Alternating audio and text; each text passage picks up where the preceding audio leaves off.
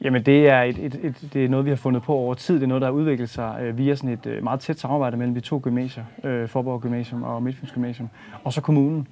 Fordi kommunen har sådan oprigtigt ønsket at inddrage de unge i at realisere den her udviklingsstrategi.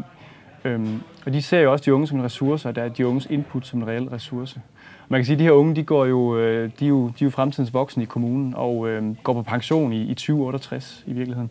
Og derfor så det, der bliver prioriteret i de her år, det kommer til at påvirke deres liv, og i virkeligheden også deres lyst måske til at blive i kommunen.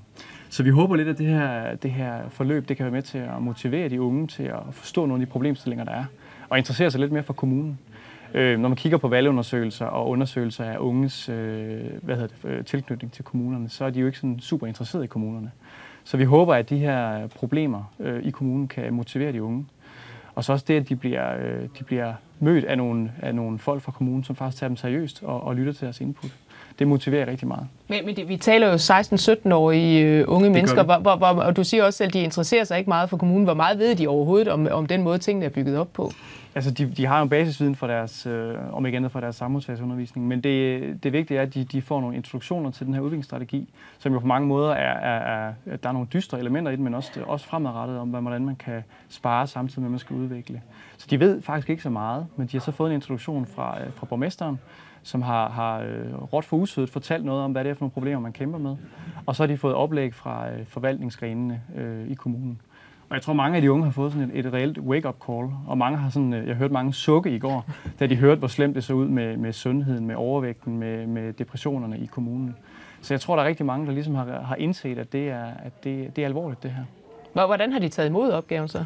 De har først været rundt på gulvet, fordi de jo selvfølgelig har manglet viden. Men lige nu der er vi i gang med at undersøge udfordringen. De første par dage her skal man undersøge, hvad er egentlig for en udfordring. Og mange af de unge er ude i hele kommunen nu her og undersøger de her udfordringer, og får så noget viden i løbet af den her uge. Hvordan lægger de sig fast på, hvad det er, de vil gribe fat i? Jamen, det gør de vi arbejder med nogle innovative processer, som skal pejle de unge ind og få dannet grupper og få lavet et fokus. Så de bliver sådan kørt igennem sådan en meget stringent, innovativ didaktik, som skal ligesom opøve de her idéer og nye tanker. Hvad betyder det for dem? Fordi det her det er jo så en del af et studieforberedende forløb, hvor de normalt laver noget, som ikke skal bruges til noget ude i virkeligheden. Det her, altså, hvor meget bliver det her brugt? Jamen, jeg tror virkelig, det motiverer dem. Det her med, at der er en autentisk problemstilling. Det er altså rigtige mennesker, man arbejder med, og man kan se, at man kan bruge sin viden i praksis. Så jeg tror, de er motiveret. Altså man kan jo godt diskutere, hvor meget de kan komme med efter en uges arbejde. Jeg tror ikke, det er det vigtigste. Jeg tror, det vigtigste i det her projekt, det er faktisk, at de bliver taget alvorligt, at de er inde i en proces. Det er ikke så meget produkterne. Jeg tror, de kommer med nogle gode idéer, de kommer med nogle gode inputs, men det vigtige er, at de føler et medejerskab og i virkeligheden også et medborgerskab, fordi de bliver involveret i den her proces. Det tror jeg, det er faktisk det vigtigste mål. Vi regner ikke med at redde kommunen eller løse alle problemerne, men vi forankrer de unge lidt mere i kommunen. Har borgmesteren så også på forhånd gjort dem opmærksom på, at det hjælper ikke at komme med en masse gode idéer, som koster en masse penge, for de penge er der jo ikke? Ja, og det har eleverne også blevet klædt på, fordi vi har hørt mange oplæg omkring de her besparelser på 180 millioner, samtidig med, at man skal udvikle kommunen. Så det er en meget bunden opgave, man ved godt, man ikke bare kan bruge løs og skyde i øst og vest. Og så på fredag, så skal der så komme en eller anden form for resultat. Forventer I, at de unge så siger, jamen nu har vi været med til at kigge til fremtiden, og så får vi også mere lyst til at involvere os i den kommune, vi bor i fremover?